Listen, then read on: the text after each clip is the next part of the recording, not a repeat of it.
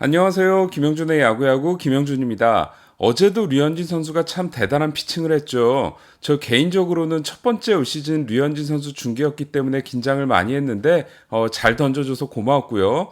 류현진 선수 최근에 찬사가 여기저기서 많이 쏟아지고 있습니다. 제가 국제우편으로 받아보고 있는 잡지 중에 다저 인사이더라는 잡지가 있는데요. 여기에 류현진 선수가 이번 호의 표지 모델이 됐고 또 류현진 선수를 다룬 내용이 있습니다. 여기에서 인상적인 부분들을 발췌해서 여러분에게 소개해 드리려고 하는데요. 먼저 로버츠 감독이 이런 얘기를 했습니다. 류현진을 특별하게 만드는 것은 다양한 무기를 가지고 있다는 것이다. 그는 다양한 방법으로 타자들을 공격한다. 류현진에게서는 셋 패턴, 이게 검색해보니까 정형성이더라고요. 정형성이 보이지 않는다. 그것이 그를 치명적인 존재로 만든다 라고 얘기를 했습니다. 이게 바로 핵심이지 않을까 싶어요. 류현진 선수가 사전 준비와 예측이 통하지 않는 투수라는 거죠. 그야말로 게스히팅을 하고 들어가서는 류현진 선수에게 당할 수밖에 없는 겁니다. 말 그대로 공보고 공치기를 해야 되는 거죠. 게스히팅을 본인이 절대 하지 않는다라고 했던 크리스찬 옐리치 같은 접근법을 통해서야 류현진 선수를 상대할 수가 있는데 메이저리그의 그런 타자들은 정말로 흔치 않습니다. 로버츠 감독은 류현진 선수에 대해서 계속해서 찬사를 쏟아내고 있죠. 작년 같은 경우는 빅게임 피처라는 말로 한 2달, 3달 정도를 버텼던 것 같고 올해는 이런 말들을 했습니다. 류현진 선수가 득점권에서 강한 비결에 대해서 류현진은 심장 박동이 항상 일정하다.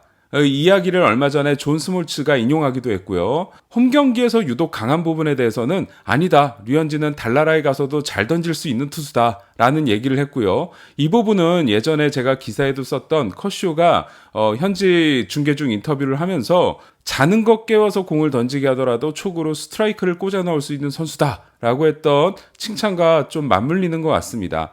그 기사에서 인상적이었던 대목 중에 하나가 류현진 선수가 2014년에 고속 슬라이더를 장착을 해서 재미를 크게 봤잖아요. 하지만 2015년 어깨 부상을 당했고 그 이후로 2년의 공백이 생기게 되는데요.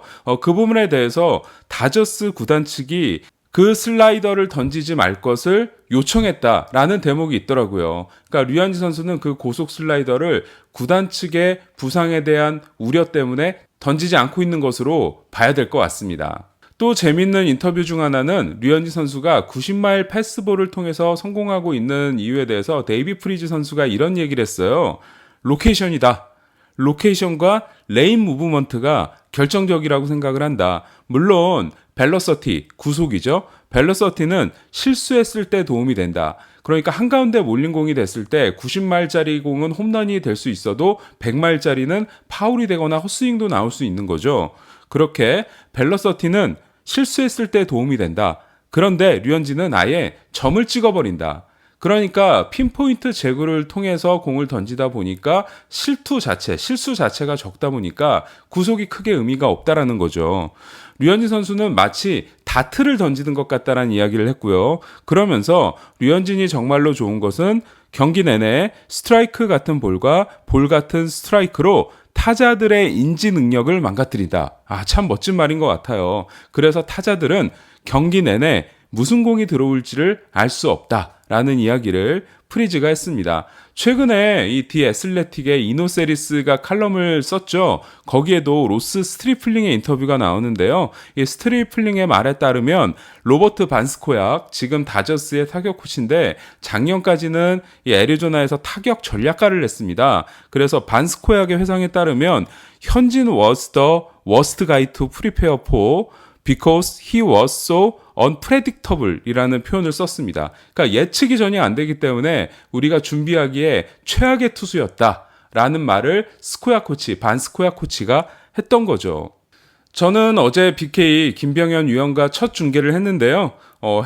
같은 해설끼리 왜 이렇게 질문을 많이 하냐라는 좀 이야기가 있었어요. 그에 대해서는 아무래도 김병현 위원이 해설이 두 번째고 익숙하지 않다 보니까 말을 좀 끌어내줘야 되는데 이게 캐스터는 경기 진행을 또 이끌어가야 되는 입장이다 보니까 혼자 하기가 쉽지가 않거든요. 그러다 보니까 제가 도왔다라고 생각하시면 될 것 같고요.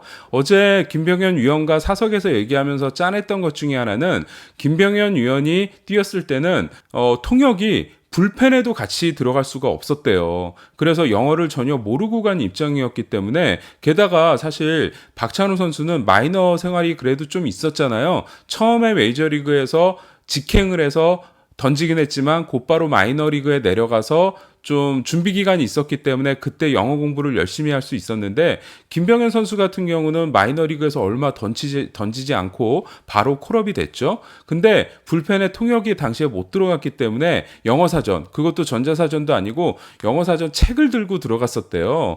그런데 사실은 그렇게 동료들 중에서 좀 도와주는 선수, 최근에 보면은 뭐 예를 들어서 템파베이 유격수 윌리 아다메스 같은 경우는 마이너리그 시절에 벨라스케스가 룸메이트를 하면서 영어 공부에 도움을 줬다고 하는데 김병현 선수에게는 그런 기회가 없었던 것 같고요. 또 하나는 좀 안쓰러웠던 게 뭐냐면 그 어린 선수였는데 아무래도 밥 브랜니 감독이 편애를 하다 보니까 그러니까 다른 동료들 입장에서는 본인이 나가야 될 것 같은 시점에 항상 김병현 선수가 브랜니 감독의 부름을 받다 보니까 야, 너 또 몸 풀어야겠다. 이런 식으로 좀 비아냥거리는 그런 모습도 있었다고 해요. 그래서 그런 점에서 이 김병현 선수가 계속 아쉽다. 나 같은 선수를 만들지 않았으면 좋겠다라고 얘기를 하는 게 그때 본인이 겪었던 시행착오들 그리고 그때 환경에 대한 아쉬움을 이야기를 하는 것 같습니다.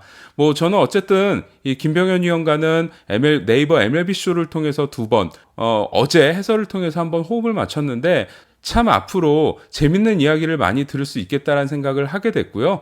제가 최근에 류현진 선수가 너무 잘하다 보니까 류현진 선수와 다저스 이야기를 너무 많이 전해드리는 것 같은데요. 차차 다른 이야기들도 전달해 드릴 수 있도록 하겠습니다. 그럼 저는 오늘 여기까지고요. 또 내일 뵙도록 하겠습니다. 안녕.